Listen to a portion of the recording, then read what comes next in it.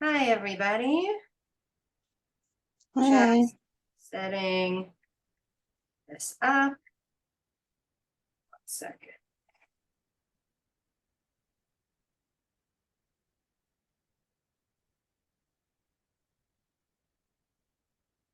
Second.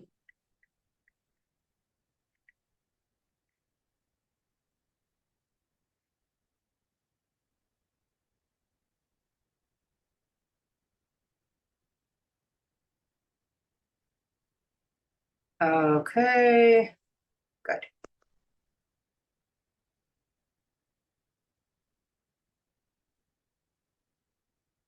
Okay. All set. Johanna, how are you doing? How was your Rosh Hashanah? Rosh Hashanah, wow, it seems so long ago. It was good. It was good. I mean, as far as eating was concerned, I wasn't at my best, but I had a great Rosh Hashanah. Great. So I want you to think about for a minute and we'll come back. Um, how we cannot lose that amazing Rosh Hashanah experience. And if there was anything on the food side between Rosh Hashanah and Shabbat, that you would want to change, that ideally you'd want to be different. And then we can discuss kind of the two main areas of how we go about that. I know for me, I had an amazing Rosh Hashanah and like Erev Shabbos and Motzei Shabbos, like we happened to go out for pizza and ice cream. And I'm like, I really wish that I hadn't done both, like maybe once, but like I went in and had it like both times, which is unusual for me. And I had to like do a little self-searching as to like why was that, like that's not my normal? Why was that normal? Why did that feel like exactly what was going to happen and there wasn't another option? And that's where the learning really happens. So I figured some things out for myself that I'm going to take forward into Sukkot, where the same emotions and situations and tiredness and all the things are going to be in play. So it's like, okay, what's this level of self-awareness that I saw that I was, you know, influenced by? Um, we're going to give everybody a second to come, but think about that and process that question for a minute, and we can talk about it I mean, soon. I know where like I feel like my pitfall a little bit was on Rosh Hashanah. I don't I don't No, no, go usually ahead. um I'm not like a big challah person. My whole family's like I make a roll for all of us, meaning I don't make big challahs anymore. We're just not and I don't do like a dip course because I don't want everyone filling up on challah. But for Rosh Hashanah, I made these amazing fresh challahs with like cinnamon and sugar, and they're sweet and they're and they're big, and it's like it's so full of honey and whatever it is. So that was like really hard to like. Okay, now all of a sudden I'm like I have a tiny little piece of challah, and then now I'm like, wow, it's really yummy. Um, so that was one of my downfalls.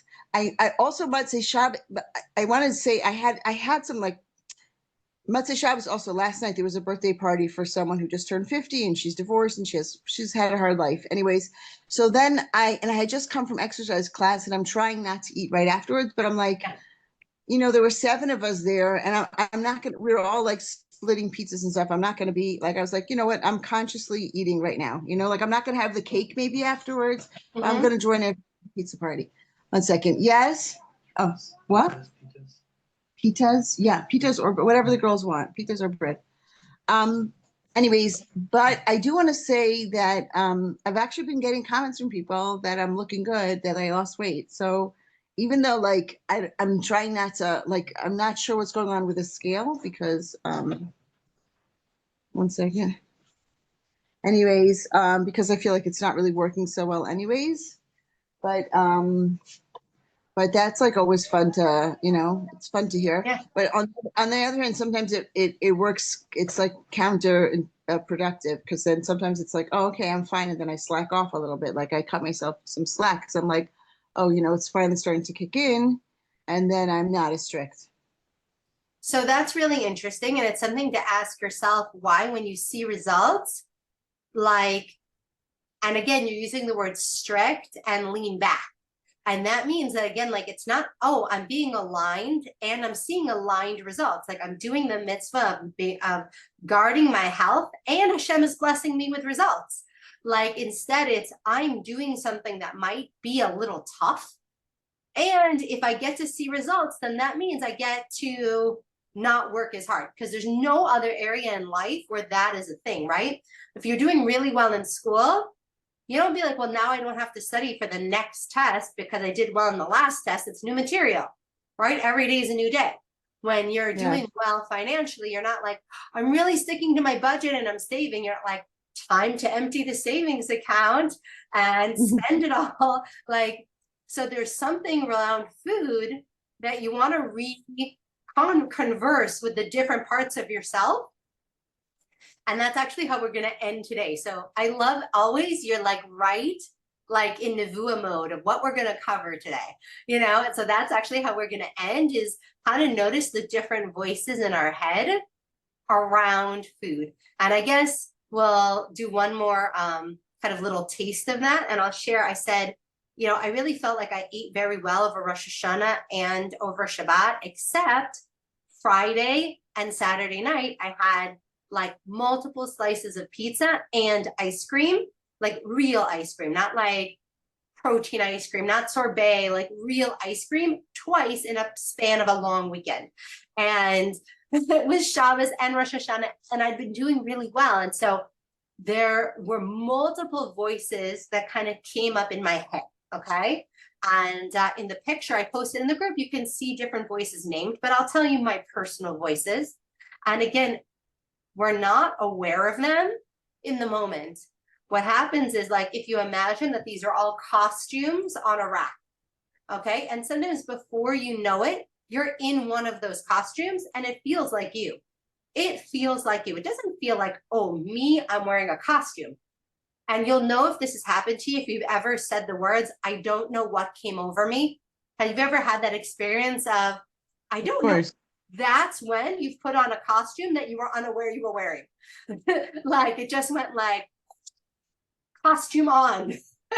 Okay. And I had costume on. My in-laws are coming for Sukkot, and my guest room has been in use constantly as my husband's office, my son's bedroom, and non-stop seminary girls, yeshiva students, young couples staying in my upstairs. And my mother-in-law is very neat and very OCD, and just the overwhelm of the amount of cleaning and things that are not to her standard in my house right now, let alone where she's going to be staying. I had two voices that came up. Don't drive yourself crazy. There's no level of clean that you're capable of that is going to match the way you think that she's going to judge your house. Not even about her, right? Me, the way I think she's going to judge my house, right? And the other voice saying, like, you're never going to make her happy, so just don't bother. And none of those voices are my actual voice. Those are costumes, right? There's the perfectionist costume, make the list, delegate, get help, drive everyone crazy, right? Drive myself crazy, stay up all night clean. Then you're never going to make her happy. So just stop, right? It's not going to be perfect. She's not going to be like, she's going to look around, she's going to see mess, right? How did that play out? That immediately played out in my food, where I'm doing so well and I'm being very disciplined and I'm allowing myself here and there. And then all of a sudden, I felt this costume of, I need to be okay with not being perfect. I need to be like really, really okay with not being perfect. And so I'm going to eat this ice cream and this pizza, and that's what I want, and that's okay. And it doesn't matter. Twice. Okay. Because I didn't believe it the first time. Okay. And I didn't believe it the second time, but the second time was so unusual for me to make that choice back so close together and not, and on Shabbat, and just feeling this sense of futility, right? Sometimes we feel like that with our efforts. We're like, it doesn't matter how much I'm going to do. It's never going to work, or I'm going to have to do so much. It's never going to be successful, or it's going to be so hard. It's not worth it. It's not going to last anyway. The second Sukkot is going to come, my house is going to be trashed. Okay. And it was literally like playing out in an area that I feel more comfortable having that conversation around food. And so the second I became aware, like, this is very unusual. Obviously, I'm wearing a costume. Which costume am I wearing? No, I'm confused because there's so many different people fighting in my head, right? The perfectionist, the person who's saying, don't even bother, the noise in the middle. And so I journaled this morning on it. And I got to that place of what are the things that I value about being clean and being nice that I make an effort in regularly for myself, for how I feel about my home. Those things should get done. Is there one thing that I know maybe bothers my mother-in-law more that I could do? Can I do that without losing myself? And can I plan my exercise and my nutrition today to be really self-care? Not to be like, you can't eat anything, you just overate for like 2 days, like, but to be like, no, it might not be comfortable, but I need to be very structured today and plan everything out so that the me that's all over the place about something not about food, that it's not going to affect food. And that I can have a few days going into Yom Kippur, going into Sukkot, where I feel calm and like taken care of. Okay. So something just to think about. I'm sure people can relate to different parts of that story. And we started with Yohana telling us about her Rosh Hashanah Shabbos experience and thinking about how that's going to play out into Sukkot. So I shared mine. Sani, how was your Rosh Hashanah Shabbat experience? A lot of good parts. um, One thing I thought was a very big win. I said I'm going to tell it on the meeting that when they had the one meal that we were out at my sister-in-law, so I knew I was rushing and I hadn't davened Ma'ariv and I knew I wanted to daven and I was like talking and having a good time. Then when they brought out dessert, I said, perfect, now's the perfect time to daven. So they brought out so many desserts and I left the table and I davened, and by the time I finished, I did not want anything and I felt really good. So that was a very good thing. To shul, I brought for the kiddush, I brought a protein bar and whole wheat crackers and an apple. So that Great. was another very good thing. But Wow. that doesn't mean that I didn't, grab some desserts at home. But overall, I was very good. I was too scared to go on the scale, so I didn't go on yet. But I did eat too much challah. I ate a lot of challah, but I did not take carbs with the main. Good. I ate challah, and then that was like the worst thing. Um, yeah, and I drank a lot of water. I'm already at the point that it's natural for me. My kids already know. I have two sons who always pour for me and my husband the drink. It's really nice. So they always used to pour us Diet Coke, and now they always pour us water. I brought my husband into it as well. So now they always know the first thing we drink at the meal is water. Um, Amazing. yeah, so there's a lot of good things. And the Like I said, challah, it can be very, usually two reasons. One is emotional, like, and it's like the chag and it's special, and like Johanna right, said, extra sugar and honey, and it's like extra yum. And the second thing is that it's sometimes just strategic. The challah is in front of you, it's delicious, and it's more like insight in stomach situation, not so much like I want it enough that it's yummy enough that I'm going to get up and go get it. right. So something to think about, To take it off the table. to take it off the table when you bring out the next course, and to Right, make sure that it's not right next to you as right, um and the second thing is to just recognize that, like, if it's really special, like that happened Rosh Hashanah, it doesn't have to be that way Sukkot, right. right? Rosh Hashanah is Rosh Hashanah. It's the honey. It's the thing. Even if you still do honey through Sukkot, been there, done that. You know, it's like I don't have to eat Purim candy every day till Pesach. It's a Right, different time. right, right. You know, Yeah, let it go, and then next year make a note. Okay, like I want to figure out how to navigate that better. you know, like I know that's really tempting. Like maybe that's my dessert at one meal, and I like really savor it, and like I go and the other meals like, you know, bite and keep it away. Right. Right. Yes. And I also made sure to take a lot of this. I always have fish with salad together. So I made sure to eat a lot of the salad first before anything. So I am doing a lot of things. The thing that frustrates me is that I feel like if you don't do everything, you're not going to lose weight. So I know my habits are so much better, and I am losing, but I'm still losing like 1 pound To tell every few you, weeks.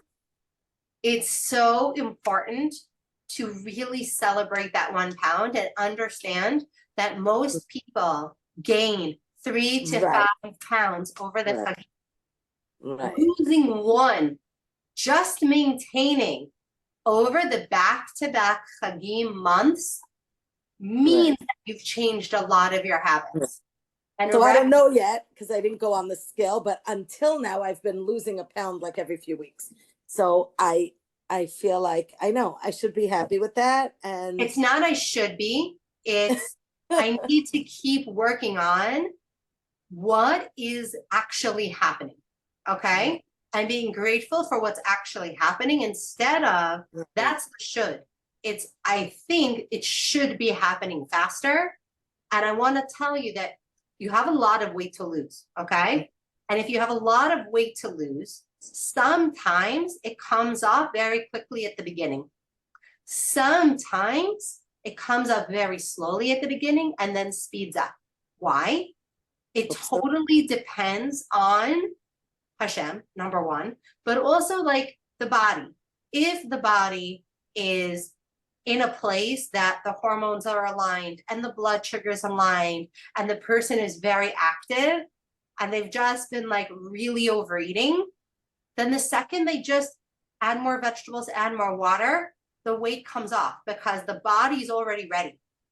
If the body doesn't have a lot of muscle mass, okay, and the hormones are off, and the blood sugar's off, a lot of the work at the beginning is nurturing the soil in order to really get those results. And then the results get better and better and better and better. that sounds great. Okay. Because your whole body improves in health.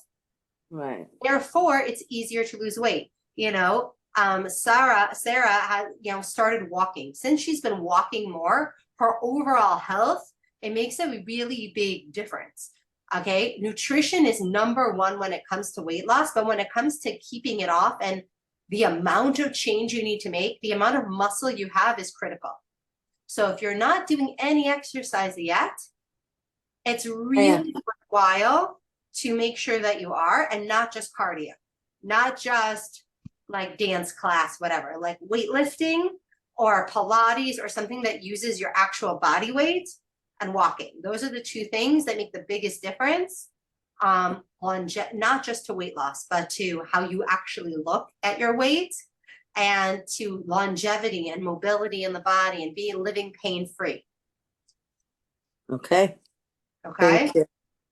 Sarah, how was your Chag and then going into Shabbos? So I had a class with Lily before Rosh Hashanah, so it was very, very helpful. Thank God. Rosh Hashanah was very good. I brought along a lot of water, made sure to drink a lot, especially because the meals are like totally off. Like, so let's say, usually we eat, let's say at 12, it was like very late the meal. So I drank a lot of water. And then I just went myself, let's say to go, I was with my mother-in-law, I went to my parents, prepared myself food because she lives right next to my mother-in-law. Made myself my own lunch with a lot of vegetables.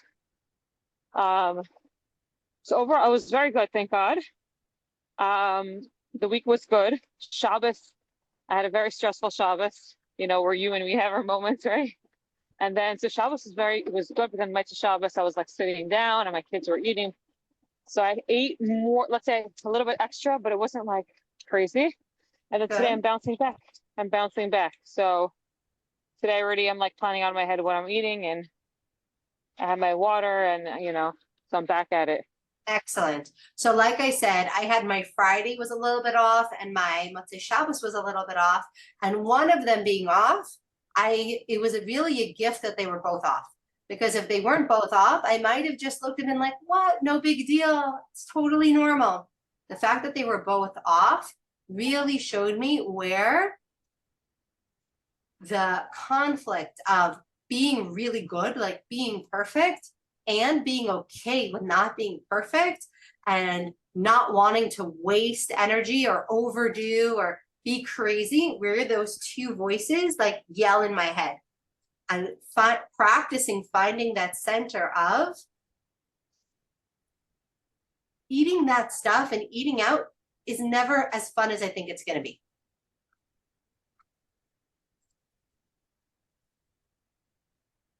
You know, both times were about other people, were about other feelings, and we're going to go in right now and I'm going to share just from myself that rarely do all four things happen at once, okay?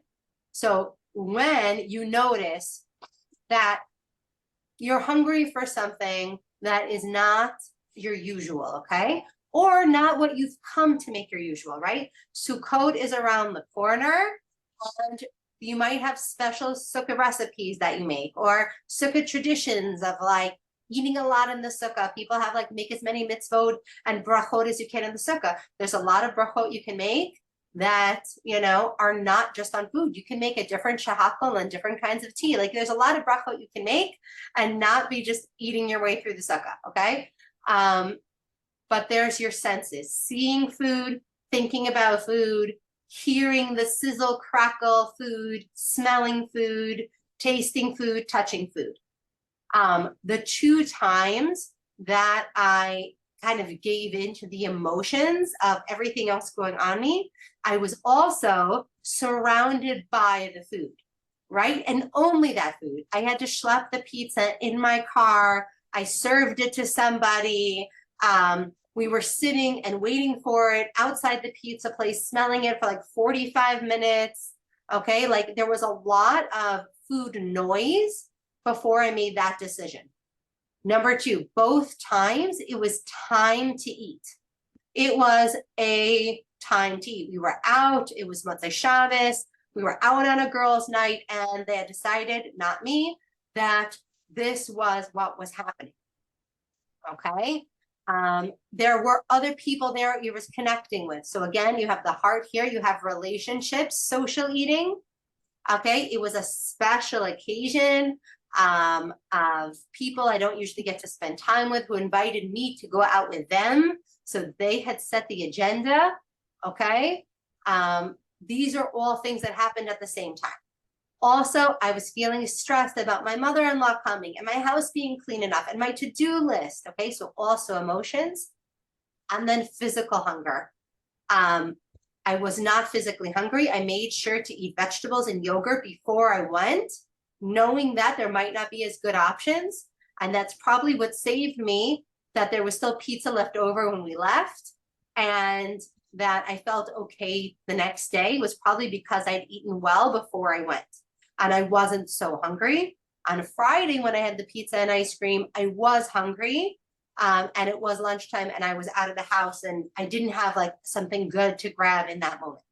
Okay, so I want everybody to look at the hunger check-in. I shared it again in the group already. And think about Saturday night, like Sarah said, okay? Yochanan and Chani both mentioned challah, okay?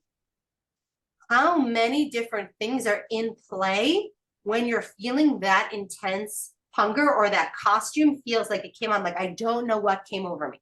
Usually you're in like 2 or 3 of these circles at one time, okay? There's some feelings, there's some schedule or social or calendar, special time of year, special Rosh Hashanah, right? Like specialness going on.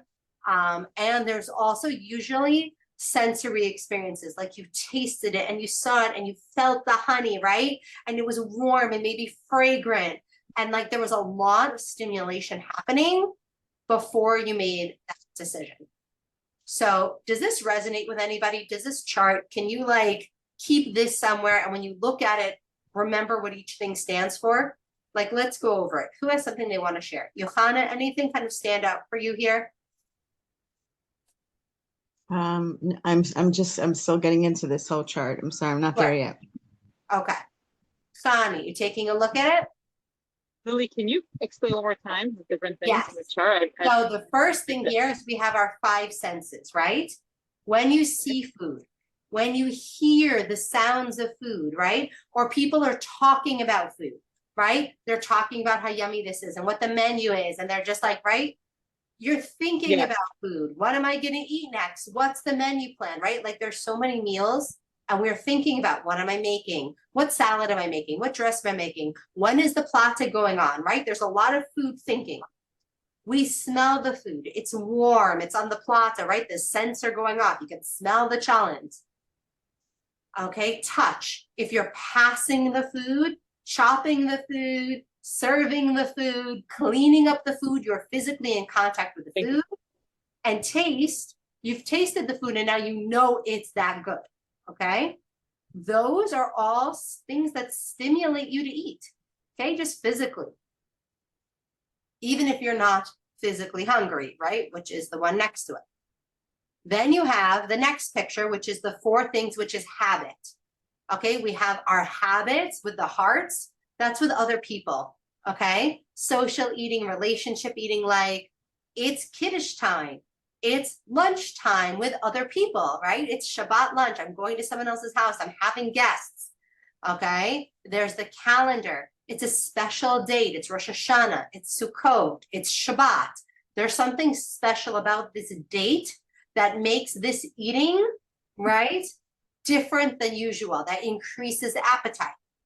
Okay, then there's the person. That's somebody in authority, like my mother-in-law, or my parents, or my aunt, or my big sister, or my husband's boss, or somebody in the community maybe you want to impress, you care about their opinion. That affects how you think about food and what you eat. And then time.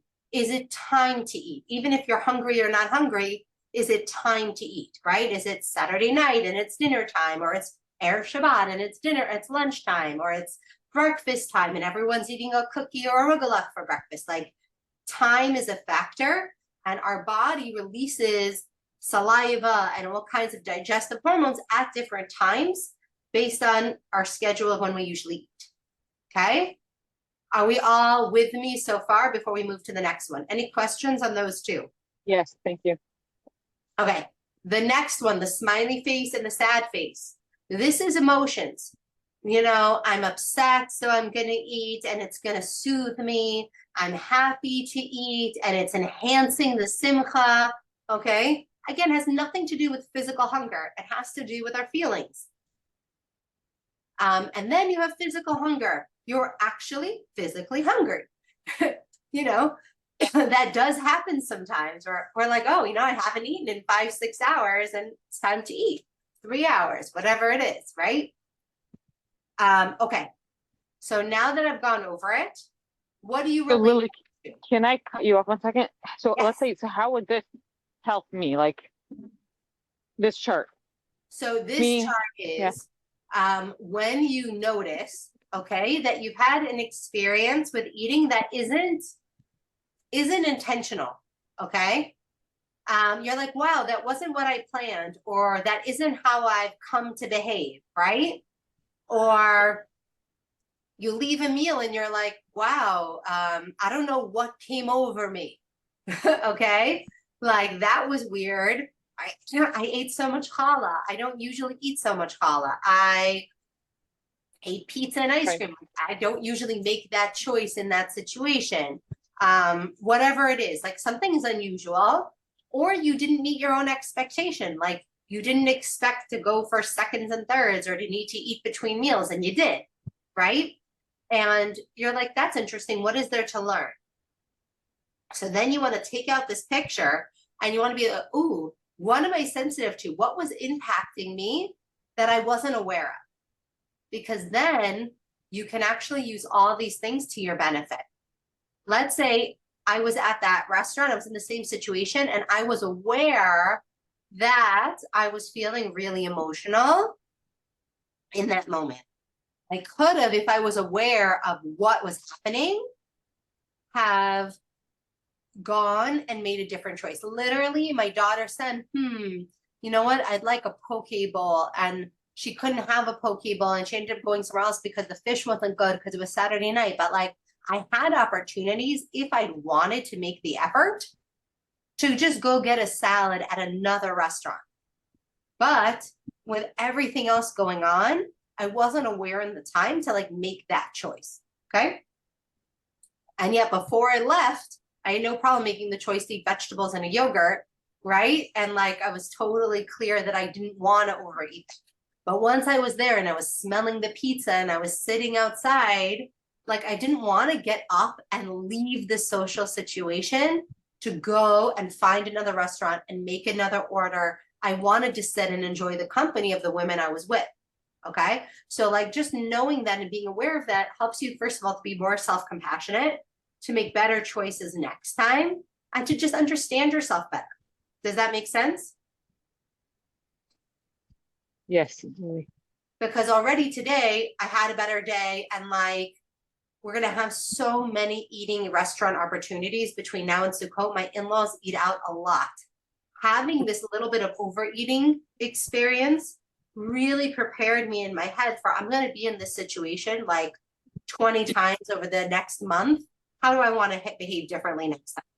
Right? Like sometimes it's almost an inoculation against overeating the next time because you already know it's not worth it. So what do you, I think I missed it, Lisa. What did you tell yourself about next time? Like you had this hiccup. Like So what do you? I said, good job that you ate ahead of time.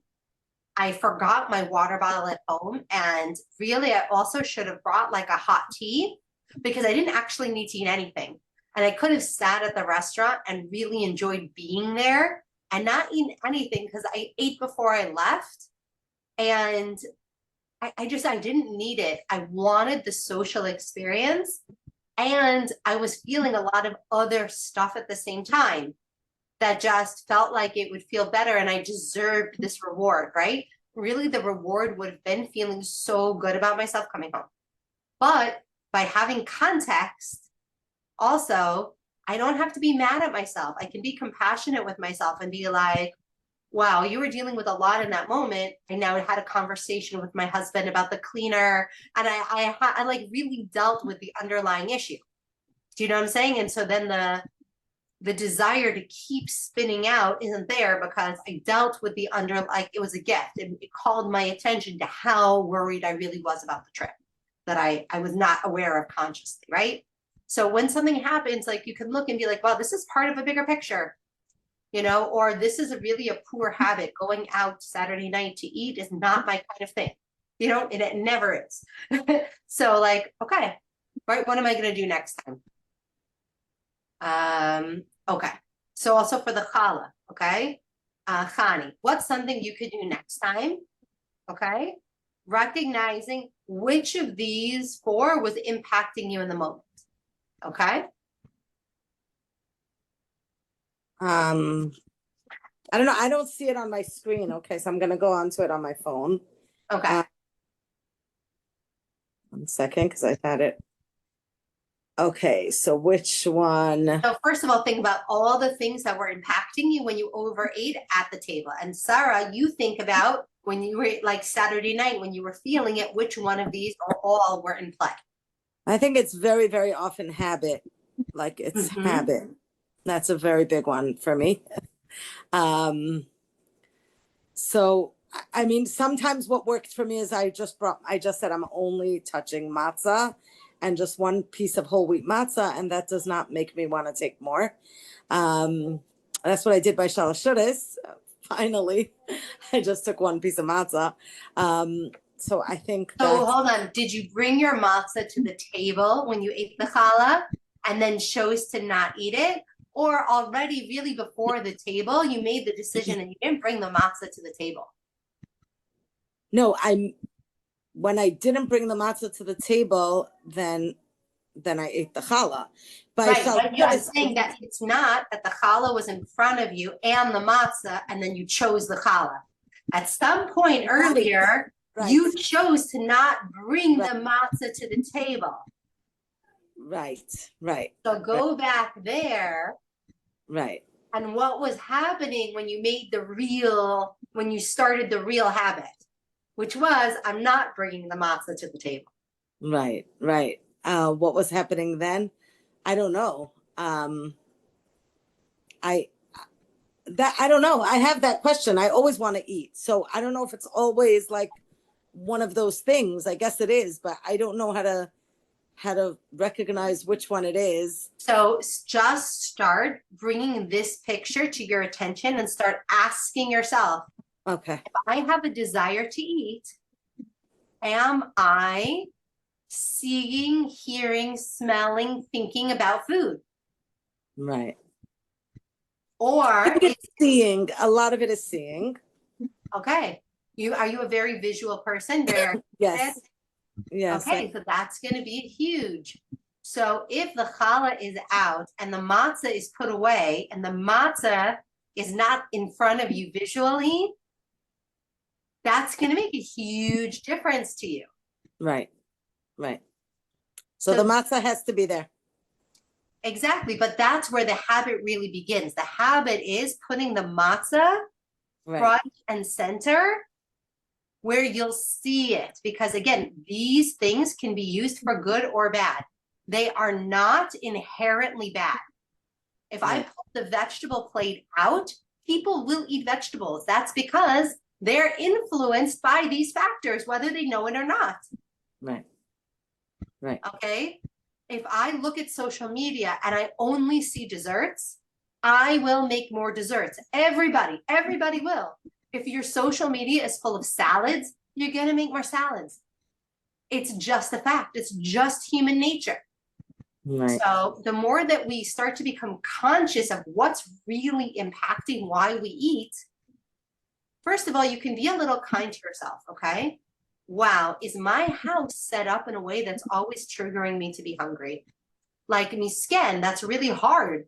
Can I put things away and make sure they're in opaque containers? Can I quiet the food noise by just how I organize my space?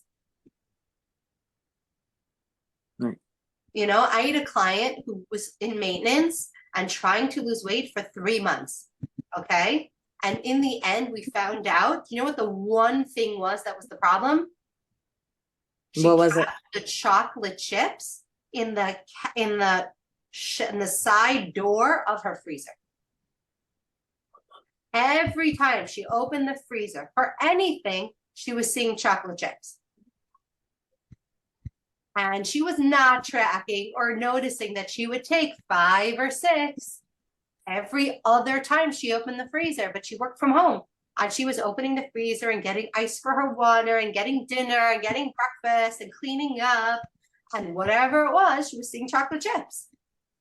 I had a client who did a similar thing than where the nuts were in her pantry. 1, 2 almonds here, 3 almonds there, 5 almonds there. And it was the difference between maintenance and losing. Right.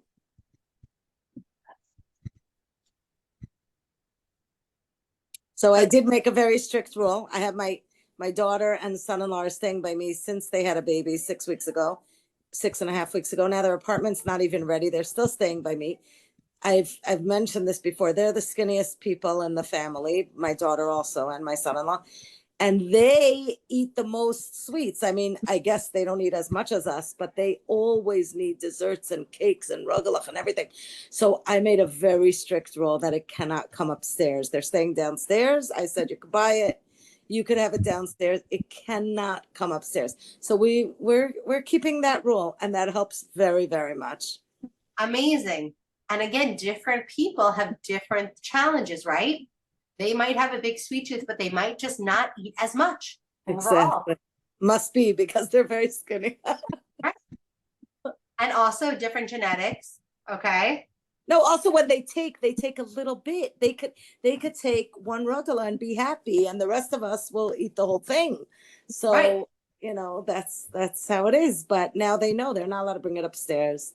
So it really helps. So sometimes someone asks them, do you have, you know, but mostly we don't. It's like we don't know that it's there.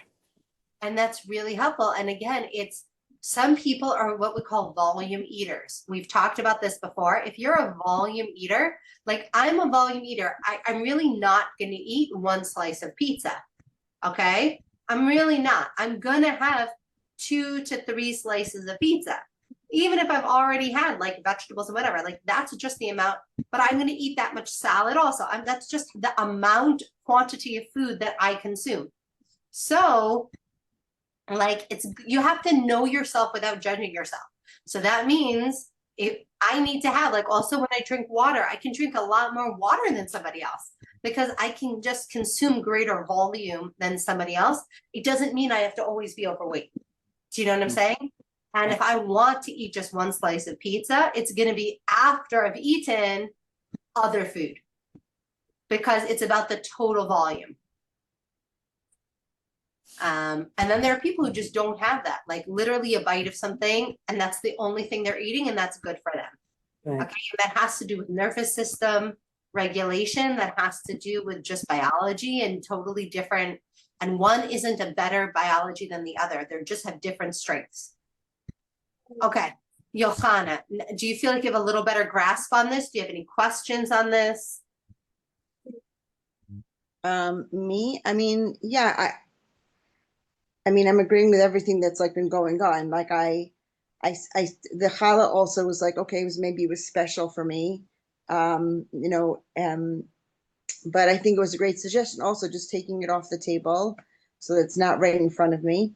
And and what else? And also like all these like these visual these senses and stuff, it's definitely, you know, like it definitely plays in, you know, when everything smells good and everything, it's definitely a big part of, I guess that's like habit forming. You know, you come in and you smell something, or even just now I came in from work and also I was like, even though it's immature, like, you know, I just wanted something to eat because I don't know, just, you know, I didn't I had some, I had protein. Maybe it's, you actually told me this last time that because maybe my lunches don't have enough protein, maybe that's why Yeah. I am craving protein afterwards. Because I just Yeah. realized that I didn't have protein at lunch. And so like I just took out some fish, you know, at like 3:30, 4 o'clock. Excellent. Great connection. Okay. And that actually comes from the picture of the human body of physical hunger. I didn't get enough of a major nutrient that keeps me full. So of course I want more protein, you know? And the more that you become aware of how these things influence you, then sometimes the less power they have. When we're taken over, we can only like judge afterwards, oh, what was really happening? But we can create more and more awareness of noticing, wow, like there are things I just know now. I know that when I walk in from my shir every Shabbos at 12:30, and we are not eating for another 45 minutes, it's a hard time for me. I'm already hungry for lunch, and all the food is on the plaza, and I'm cutting a salad, and I just want to start nibbling and eating. Okay, 2 things really help. Using gloves. If I touch the food, again, touch, I immediately want to put one in my mouth, one in the salad. Okay, it's just normal. But if you wear gloves, it's actually just, especially if you're baking and you're somebody who's a batter licker, okay, gloves make a huge difference. It's just not appealing to lick the silicone the same way of the gloves. It really makes a psychological change. Okay, number 2 is I immediately make myself now a decaf coffee when I come in from my shir, and I sip it and I kind of relax with it while I'm getting ready for the meal, because I know then I'll also be fleishik and I won't be able to have my coffee, but also just to calm myself because already I'm hungry and I don't want to eat knowing I'm about to have a nice lunch. Okay, so having something to drink, warm and soothing, okay, helps me be aware, okay, I'm seeing food, I'm smelling food, but it's also the time to eat. Okay, and I'm thinking about food because I'm thinking about the plot and I'm thinking about what order I'm serving things and who's help, right? Like all the mental load that a woman carries, right? about all these yantif meals. And really acknowledge, by the way, how much the mental load impacts you. Okay, if you're really do a lot around food, not everybody does. Like there's some houses where the husband carries a lot of the chag cooking mental load. But if you're in a house where it's mostly on you, recognize you might be hungrier than usual. Increase your water, increase your raw veggies, like increase your gum and sucking candy, but with compassion. No, it's temporary. No, it's because I'm thinking about food. I'm thinking about recipes. I'm thinking about what people like. I'm thinking about cooking. I'm thinking about what time things are being served. Like you're thinking about food a lot. Does that make sense? Sarah, now looking at this, what it brings out for you? Which do you think affect you the most? What are you getting from this that you can apply? The last minute, well, I was definitely seeing the food. My kids were sitting down. It was also late at night, tired. And so I was like really going to be done eating. Like I was fine. I was full. I had my food for the day and I was like very proud of myself. It was a very stressful Shabbos. Usually I have usually it's not as stressful. And there was like a good, like these like tuna with like quinoa prepared. It comes like already made thing. And my husband's like very proud when he buys them. And he always wants me to eat them, whatever. So I had that. And then I was like a little bit stressed, having a little bit stressful conversation. So I had cream cheese and rice cake.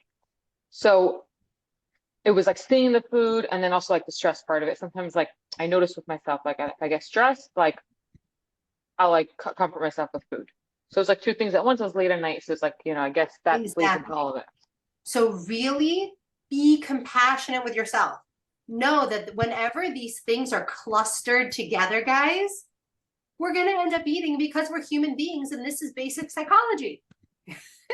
Okay, but we can make new habit patterns like leaving out the matzah. Now that matzah is right working to your benefit because you see it and now you already know that's what you want. So even if you end up having one bite of challah, you're just not like, you're doing, you're having your matzah, and like we talked about, Sarah, like doing that hot coffee or that hot cocoa or that water enhancer in those moments.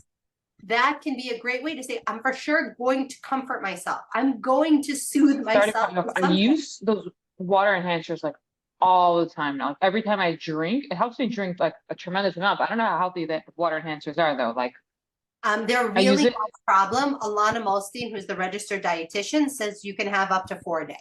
Okay. Using it like helps me drink a lot. Like, right. I don't ever have 4 a day. I think the most I've ever had is 3 a day. Again, if you're doing like you do, like I recommended, you're using a half a packet for a liter of water. Like even if you had 3 a day, you're drinking 6 liters of water. Like it's really not a problem. And also try different things. Like I have a liter big hot cup here, and I have a cinnamon stick and literally a piece of ginger in it. Like cool. That's my water enhancer. Like sometimes it could be fresh lemon slices and mint leaves. It doesn't always have to be a packet. But I actually love that. I love that. I think I'm gonna try that. Like lemon or like cinnamon stick. So a cinnamon stick with a piece of raw ginger, like you can reuse it a lot of times. Like it keeps enhancing the water. And it also helps with blood sugar. And again, after eating pizza and ice cream yesterday, I know I'm more likely to maybe have a craving today. So without even I just knew that's what I want to have in my water because it's going to balance my blood sugar in between meals. And lo and behold, ginger? I'm not having cravings. What is it? The ginger that helps balance or the ginger and cinnamon together? So how do you what you get the ginger that looks like what? A vegetable? Yeah, exactly. And you just peel it, like cut off the skin, take a chunk of it, throw it in a big mug with a cinnamon stick and just keep adding boiling water throughout the day. I'm gonna do that. I'm so excited. It's so good. And like it's easy and it's good for you and it's good for your body. It's wonderful. The same thing with peppermint leaves, like the nana leaves, after meals in boiling water. It's what Israelis do in the Mediterranean because it helps with digestion and helps to balance and allow the body to focus on digesting instead of continuing to send out hunger signals. It's How do you all get banana Yeah. leaves? Where do you get them? at your regular grocery store should have mint leaves. What does it Mint, come mint in? leaves, you said? Yeah, mint leaves. What does it look like? Like, what does it come They in? look like herbs. It probably is in the herb section of your grocery store. Is it in Without a tea jar? also has a peppermint tea, like of dried mint leaves, which is also good. And you could do that as well. Who has the peppermint tea? What? Wazowski, like the Oh, Jewish. Wazowski peppermint tea? Okay. Yeah. Did you the ever one- put Yeah, go ahead. Did you ever put mint leaves in just water without hot Yeah, water? Like exactly. grab- Just in water. Also cold water is fantastic. and Absolutely. it helps like the blood sugar. If you're having cravings, that helps you just It's not, mint is not directly related to blood sugar cravings. It's related to digestion.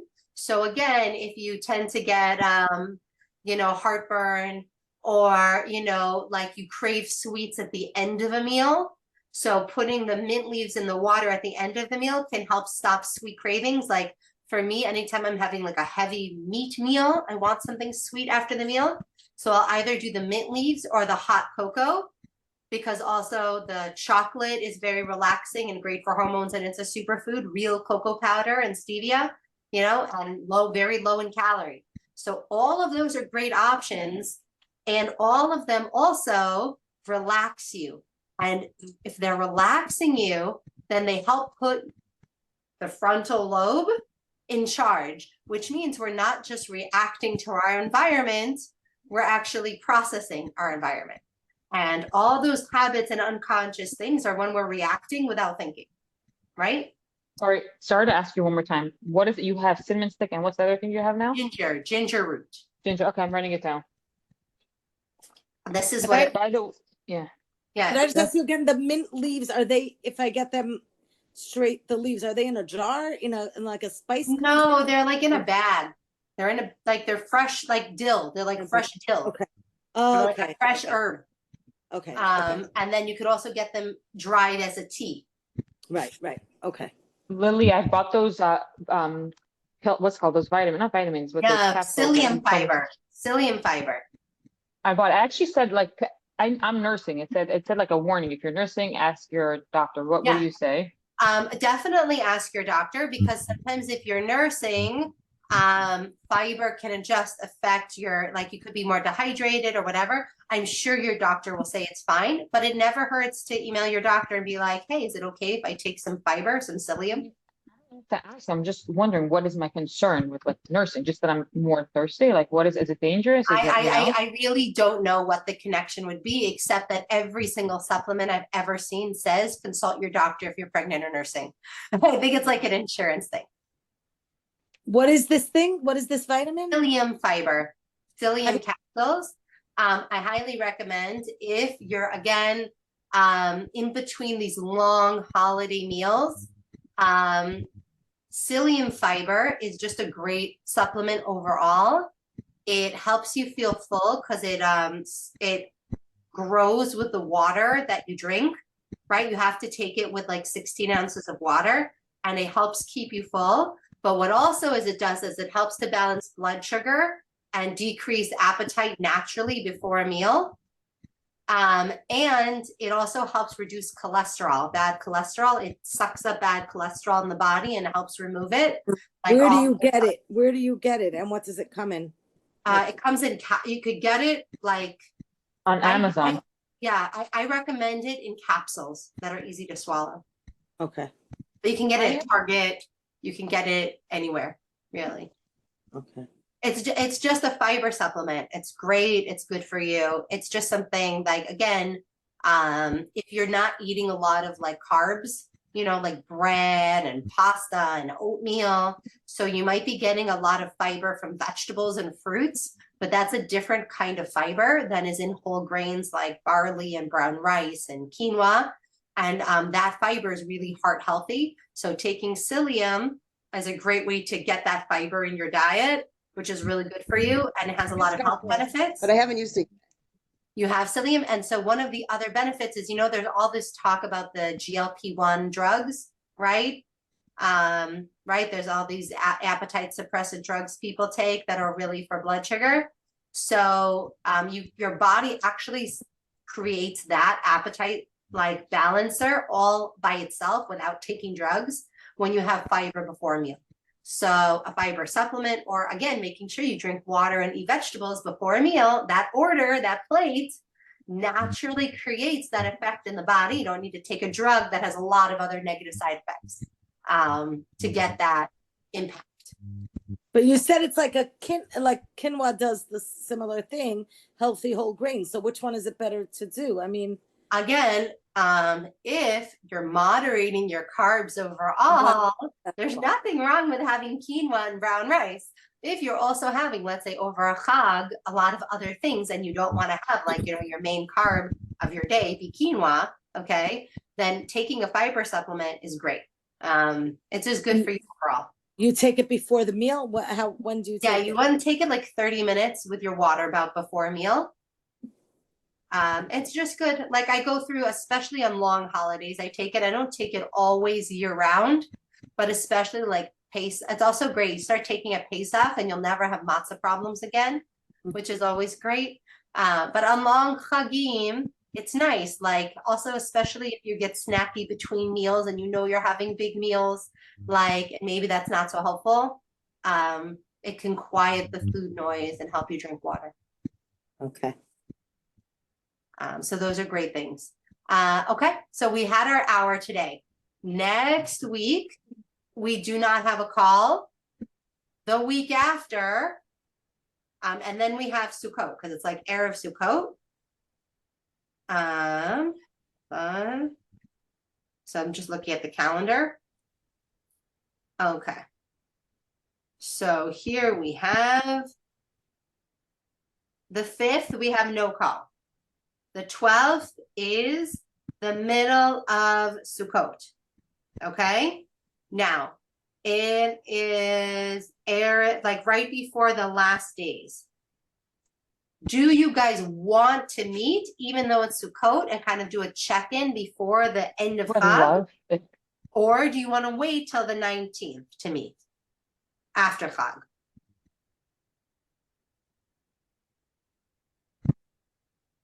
You're saying it's either or?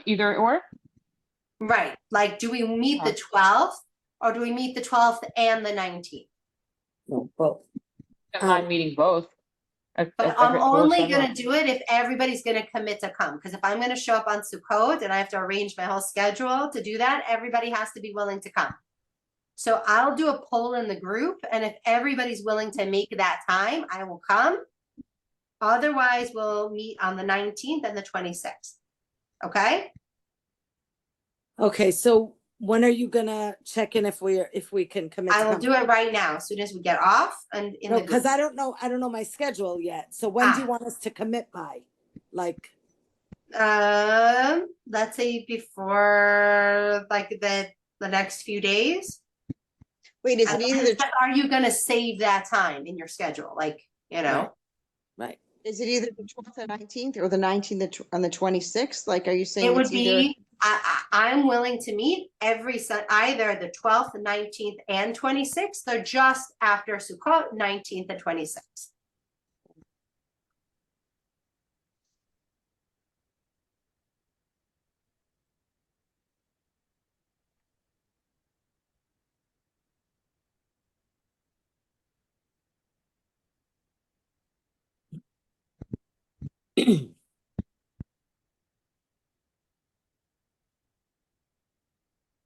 Okay, I just sent it out in the group. Let me know after everybody answers, then we'll make a decision, okay?